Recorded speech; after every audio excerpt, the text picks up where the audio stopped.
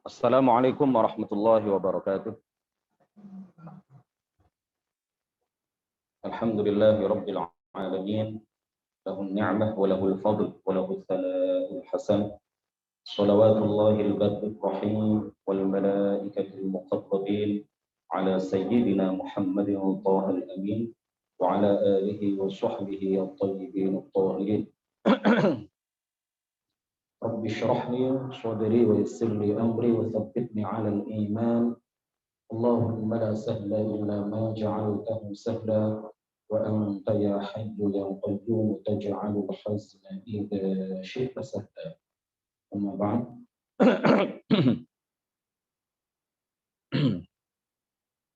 إلى أشرف النبيين محمد رسول الله صلى الله عليه وسلم وآله وذريته وأزواجه وأهل بيته الكرام وإلى أرواح إخوانهم من الأنبياء والمرسلين والصحابة والتابعين والأولياء الصالحين والعلماء العاملين والملائكة المقربين والمجاهدين في سبيل رب العالمين وإلى المصنفين المخلصين ونخص خصوصا إلى سلطان الأولياء الشيخ عبد القادر الجيلاني والإمام أحمد الرفاعي الكبير وسلسلة رجال الطريقة الرفاعية وسلسلة رجال الطريقة الرفاعية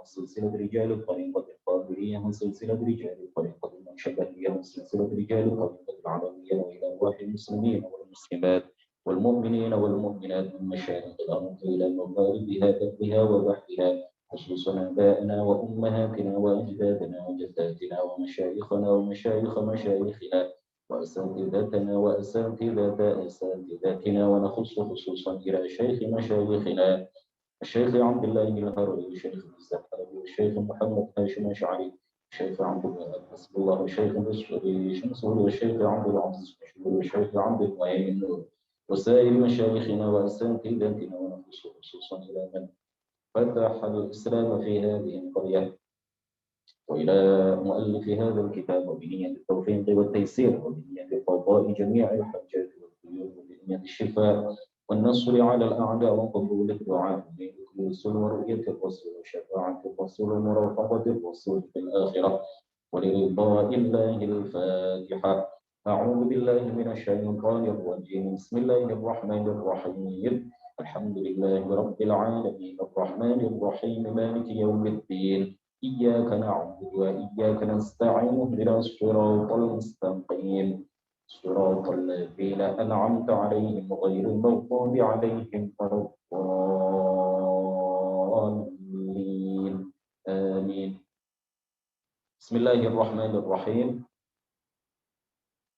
قال المؤلف رحمه الله تعالى ونفعنا به وبعلومه وأمدنا بأمداده وأفاض علينا من بركاته آمين.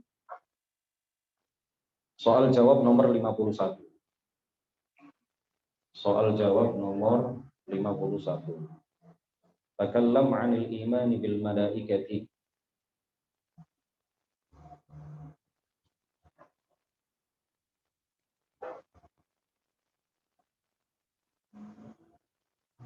Ngapunten nggih niki damel bahasa Indonesia ya. Damel bahasa nasional. Niki soalnya peserta daring niki saking berbagai daerah. Takallam 'anil imani bil malaikati, jelaskan mengenai iman kepada para malaikat. Ini nanti Bahjatun Nazar sampai jam 14 sampai jam 2. Setelah itu kita lanjutkan daurah hukum-hukum puasa secara offline ya. Nanti insya Allah akan disiarkan tunda di YouTube.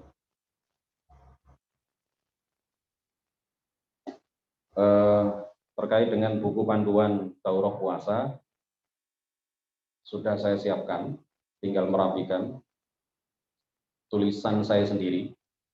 Nanti para peserta kajian Bahjatun Nazar yang ingin mendapatkan buku terkait dengan hukum-hukum puasa, saya rangkum dari beberapa kitab, Fathul Qorib, Fathul Wahhab, Tuhfatul Tullab, dari kitab Irsyadul Anam, kemudian dari kitab Bahjatun Nazar juga, kemudian dari kitab Al-Anwar Al-Imaniyah, atau apa itu judulnya ya, yang ditulis oleh Syekh Salim Alwan, kemudian juga dari kitab Syarah Aujaz Al-Mukhtasarat. Sudah siap materinya, tinggal dirapikan insya Allah sebelum Sabtu depan, buku itu sudah dicetak dan bisa diedarkan.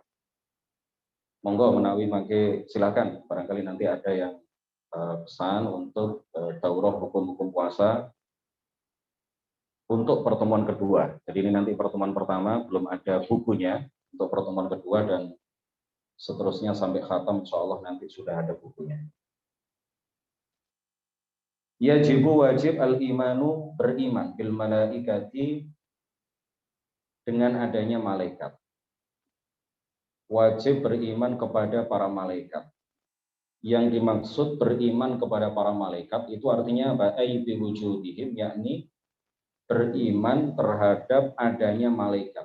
Yakin bahwa malaikat itu ada. Wa annahum ibadun mukramun, dan bahwa mereka adalah hamba-hamba Allah yang mulia atau yang dimuliakan.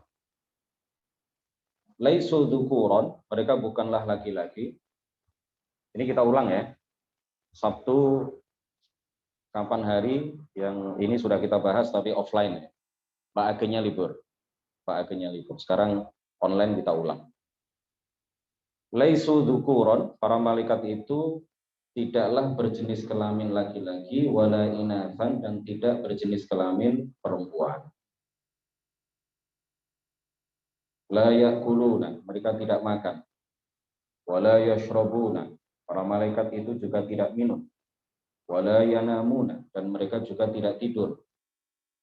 Mereka tidak pernah makan, tidak butuh makan, tidak butuh tidur, tidak minum, tidak kawin, tidak beranak pinak, tidak beranak keturunan.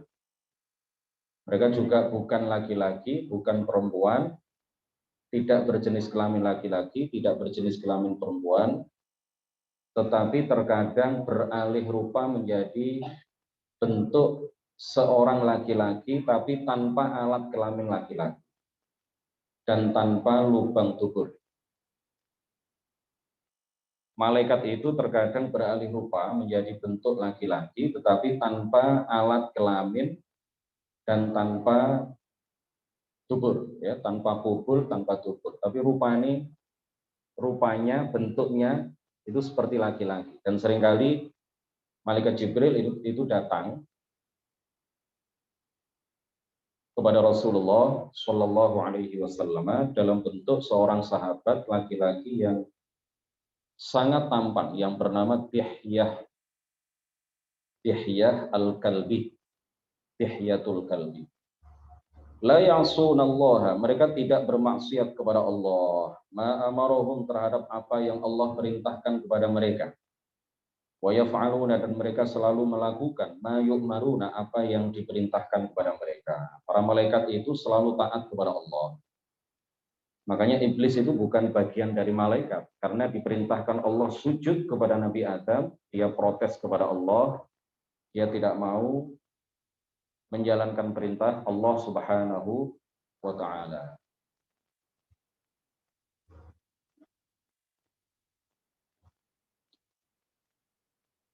Iblis itu bukan bagian dari malaikat. Iblis adalah dari bangsa jin. Karena malaikat itu seperti diberitakan langsung oleh Allah Subhanahu wa ta'ala di dalam Al-Qur'an, la ya'sunallaha ma amarahum wa yaf'aluna ma yu'marun. Mereka selalu menjalankan perintah Allah dan tidak pernah membangkang perintah Allah. Sedangkan iblis diperintahkan sujud kepada Nabi Adam alaihi salam, sujud penghormatan, bukan sujud penyembahan, bukan sujud ibadah, sujud penghormatan. Tetapi iblis tidak mau. Ini adalah salah satu dalil yang sangat kuat yang menjelaskan kepada kita bahwa iblis itu bukan dari bagian malaikat, bukan bagian dari para malaikat, bukan dari bangsa malaikat, tetapi iblis adalah bangsa jin. Iblis adalah jin yang pertama kali diciptakan oleh Allah Subhanahu wa ta'ala. Namanya adalah Azazil. Iblis namanya adalah siapa? Azazil.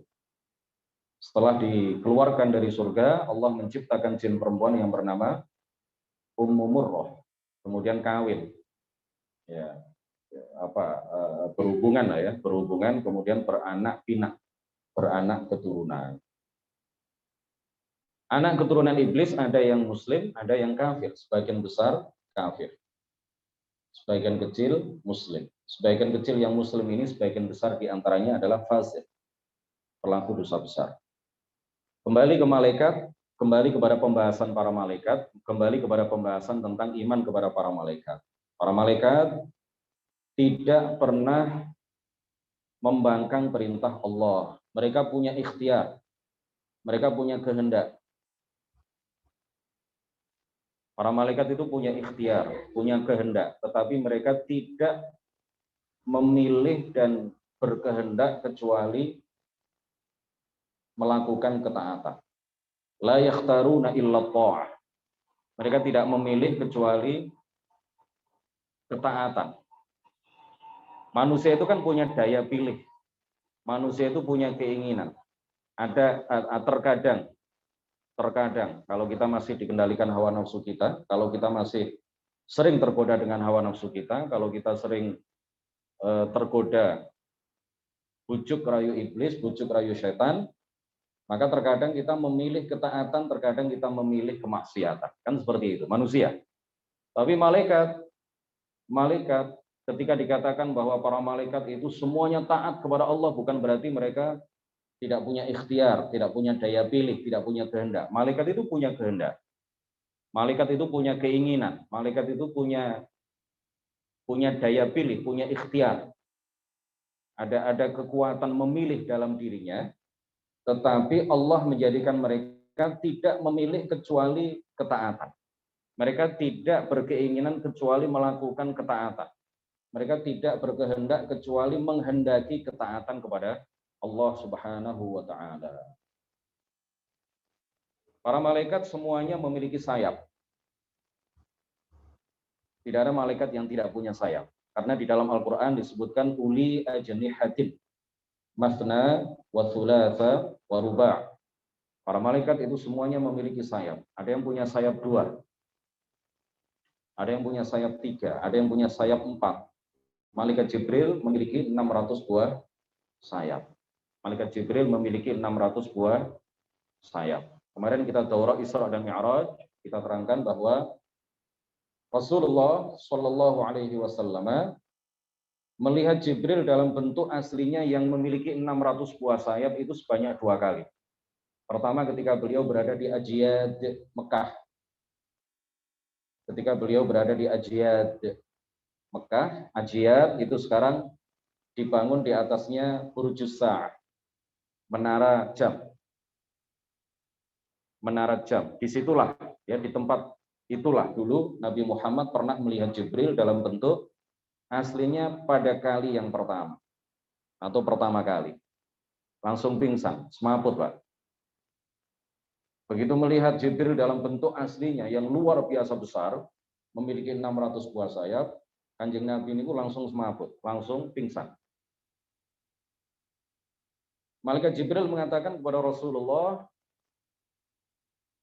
tidak pernah aku bentangkan di antara 600 buah sayap ini kecuali 2. Yang lain tidak pernah terbentang. Yang lain tidak pernah dibuka. Yang dibuka, yang terbentang itu hanya 2. Dan 2 dari 600 sayap Malaikat Jibril alaihi salam, 2 saja yang dibentangkan itu sudah menutupi ufuk barat sampai ufuk timur. Belahan bumi bagian barat sampai belahan bumi bagian timur. Ini panjenengan kalau lihat Jibril dalam bentuk aslinya tidak hanya semaput, mungkin langsung meninggal dunia. Saking kagetnya. Rasulullah itu melihat 2 kali. Dalam bentuk asli Malaikat Jibril, Rasulullah melihatnya 2 kali. Yang kali kedua, beliau melihat di dekat Sidratul Muntaha pada saat Mi'raj. Sampai dekat sekali. Jibril, antara Jibril dengan Kanjeng Nabi itu sampai dekat sekali. Tsumma dana fatadalla fakana qaba qausaini au adna, sampai lebih dekat dari dua hasta ya. Satu hasta itu kurang lebih 48 cm. Dua hasta itu kurang lebih 1 meter ya, 1 meter kurang. Rasulullah itu Jibril mendekat kepada baginda Rasulullah pada saat Mi'raj di dekat Sidratul Muntaha, itu sampai jarak antara Jibril dengan Kanjeng Nabi dengan baginda Rasulullah Shallallahu Alaihi Wasallam kurang dari 2 hasta, kurang dari 1 meter, sangat dekat. Tapi ketika itu hati Nabi Muhammad sudah dikuatkan oleh Allah. Ketika melihat Jibril dalam bentuk aslinya pada kali yang kedua, Rasulullah sudah dikuatkan hatinya sehingga tidak pingsan.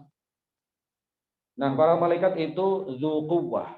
Para malaikat itu adalah makhluk-makhluk Allah yang sangat kuat. Malaikat Jibril itu dijadikan oleh Allah sangat kuat. Suatu ketika iblis ingin mencelakai baginda Rasulullah Shallallahu Alaihi Wasallam ketika baginda Rasulullah sholat di depan Ka'bah. Datang iblis ingin mencelakakan, ingin mencelakai baginda Rasulullah. Secepat kilat malaikat Jibril turun dari langit dalam waktu yang super kilat, turun dari langit langsung menendang iblis sampai mencelat. Bahasa Indonesianya mencelat itu apa ya? Sampai mencelat ke Irak. Ya, apa mencelat itu? Apa? Sampai terpental ke Irak. Padahal jarak antara Mekah dengan Irak itu luar biasa jauh. Ya, sampai terpental, sampai mencelat. Kayaknya kok enak gitu ya, mencelat gitu kan enak. Iblis alias mencelat ya. Sampai mencelat ke Irak itu. Seandainya Allah Subhanahu wa taala tidak menjanjikan iblis, tidak berjanji kepada iblis umurnya dipanjangkan sampai hari kiamat, ketika ditendang oleh malaikat Jibril, pada saat itu iblis sudah mati. Malaikat itu kuat ya. Sangat kuat. Malaikat Mikail itu pernah di Madinah, malaikat Mikail di Madinah, kemudian menjulurkan tangannya ke Karbala. Menjulurkan tangannya ke Karbala. Beliau di Mekah, beliau di Madinah, malaikat Mikail, kemudian menjulurkan tangannya sampai ke Karbala. Karbala itu salah satu kota di Irak. Tempat terbunuhnya Sayyiduna Al-Husain. Tempat terbunuhnya cucu kinasih, cucu kesayangan baginda Rasulullah Shallallahu Alaihi Wasallam, Sayyiduna Al-Husain. Jadi malaikat Mikail ketika itu berkata kepada baginda Rasul, apakah engkau ingin tahu cucumu ini akan dibunuh oleh umatmu? Apakah engkau ingin tahu di manakah cucumu ini akan terbunuh? Lalu malaikat Mikail menjulurkan tangannya, beliau di Madinah, menjulurkan tangannya sampai ke Karbala. Kelak Sayyidina Husain akan terbunuh di sana oleh umat Nabi Muhammad Sallallahu Alaihi Wasallam. Kemudian mengambil segenggam tanah dari Karbala, ditunjukkan kepada baginda Rasulullah Sallallahu Alaihi Wasallam. Jadi malaikat itu dijadikan oleh Allah sebagai makhluk-makhluk yang super kuat, super kuat. Pada perang Badar, jumlah umat Islam hanya 313 melawan tentara kafir Quraisy yang berjumlah kurang lebih 1000, 3 kali lipat, lebih dari 3 kali lipat jumlah umat Islam, 3 kali lipat jumlah tentara umat Islam. Tapi karena ketika itu tentara umat Islam dibantu oleh para malaikat, termasuk malaikat Jibril di dalam perang itu. Akhirnya mereka mendapatkan kemenangan yang sangat gemilang. Peperangan itu dimenangkan oleh umat Islam yang jumlahnya hanya 313 melawan tentara kafir yang jumlahnya kurang lebih 1000. Lebih dari 3 kali lipatnya. Qala ta'ala 'alaiha malaikatun ghiladun shidadun la ya'suna Allah ma amarahum wa yaf'aluna ma yu'marun. Di atas neraka itu terdapat para malaikat-malaikat yang keras dan kuat. Mereka tidak pernah bermaksiat kepada Allah terhadap apa yang Allah perintahkan kepada mereka, wa yaf'aluna ma yu'marun, dan mereka selalu menjalankan apa yang diperintahkan kepada mereka. Walladzi yaqul, barang siapa yang mengatakan innal malaikata inatsun, bahwa para malaikat adalah hamba-hamba Allah yang berjenis kelamin perempuan, hukmuhut takfiru, maka hukumnya adalah dikafirkan. Orang yang mengatakan malaikat itu perempuan, hukumnya adalah kafir. Qala ta'ala innal ladzina la yu'minuna bil akhirati la yusammuna al malaikata tasmiyatal untha. Sesungguhnya orang-orang yang tidak beriman kepada kehidupan akhirat, mereka menamakan malaikat dengan nama perempuan. Artinya mereka meyakini bahwa malaikat adalah berjenis kelamin perempuan. Hukumnya kafir. Waqad yatashakkaluna bisuwarir rijali min ghairi alatin dzukuriyah. Mereka terkadang beralih rupa, merubah wujud dalam bentuk laki-laki tanpa alat kelamin laki-laki dan juga tanpa lubang dubur, ya, tanpa jalur depan dan tanpa jalur belakang. Paham ya? Jalur depan, jalur belakang. Dan terkadang malaikat itu beralih rupa menjadi binatang. Tapi binatang-binatang tertentu, ya, seperti onta, burung. Terkadang malaikat itu beralih rupa, merubah wujud menjadi bentuk burung. Terkadang merubah wujud menjadi bentuk unta. Pernah suatu ketika baginda Rasulullah Shallallahu Alaihi Wasallam sedang beribadah di depan Ka'bah di Mekah. Beberapa orang kafir telah merencanakan untuk mencelakai baginda Rasulullah Shallallahu Alaihi Wasallam. Salah seorang di antara mereka kemudian mendekati baginda Rasulullah sambil membawa sebongkah batu yang besar. Dia merencanakan untuk melemparkan batu itu kepada jasad mulia baginda Rasulullah Shallallahu Alaihi Wasallam. Tiba-tiba malaikat Jibril datang dengan beralih rupa menjadi seekor unta yang luar biasa besar. Beralih rupa menjadi seekor unta yang luar biasa besar. Ya, orang kafir yang ingin mencelakai baginda Rasul ini kemudian putar balik, ya, lari. Dia takut melihat unta yang sebesar itu. Dia tidak pernah. Dia mengatakan saya tidak pernah melihat unta sebesar ini. Itu rupanya adalah unta jelmaan dari malaikat Jibril alaihissalam. Para malaikat tidak pernah beralih rupa atau merubah wujud menjadi binatang-binatang yang halal untuk dibunuh, ya, atau binatang-binatang yang najis atau yang menjijikkan seperti babi, enggak, ya, anjing misalkan atau kalajengking, enggak. Jin itu beralih rupa menjadi jin, setan. Ya, kalau disebut setan berarti jin yang kafir. Ya. Dalam konteks tertentu kalau disebut setan berarti yang dimaksud adalah jin yang kafir. Dalam konteks tertentu jika disebut setan maka yang dimaksud adalah iblis. Iblis. Nah, iblis dan para jin yang kafir itu terkadang beralih rupa menjadi bentuk binatang-binatang yang halal dibunuh, ya, seperti ular, ya, kalajengking, merubah wujudnya menjadi anjing. Ya, bisa jadi anjing yang berkeliaran di seputar kita itu adalah jelmaan dari jin, dari setan. Bisa jadi burung yang ada di seputar kita itu adalah jelmaan dari malaikat, bisa jadi. Di kitab-kitab para ulama dijelaskan seperti itu. Jadi malaikat itu terkadang beralih rupa menjadi bentuk binatang-binatang tertentu, dicontohkan seperti onta dan burung. Seperti onta dan burung.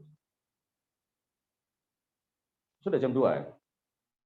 Ini sudah jam 2 ya, sedikit mudah-mudahan satu soal jawab saja. Ini tadi ada yang nulis di kolom chat ya, apa tadi?